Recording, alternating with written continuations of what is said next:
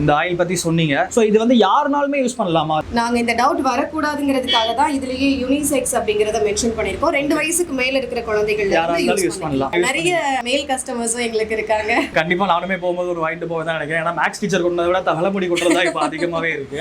இதை தாண்டி நீங்க வந்து சோப் ஐட்டம்ஸ் வச்சிருக்கீங்க அப்படின்னு நான் வந்து பார்த்தேன். என்னென்ன சோப்ஸ்லாம் வச்சிருக்கீங்க? சோப் பத்தி இங்க முக்கியமான விஷயம் வந்து நான் சொல்லணும்னு நினைக்கிறேன். நம்ம யூஸ் பண்ணிட்டு இருக்கிற சோப் எல்லாமே அனிமல்ஸோட ஃபேட்ல இருந்து இல்லைன்னா சோப் பேஸ்ல இருந்து செய்யக்கூடிய சோப்பு தான். தலைக்கு தேய்க்கிறதுக்கு எப்படி மரச்செக்கு தேங்காய் எண்ணெயை பயன்படுத்தி தயாரிக்கிறோமோ அதே மாதிரி தான் சோப்புகள் எல்லாமே மரச்செக்கு தேங்காய் எண்ணெயை பயன்படுத்தி.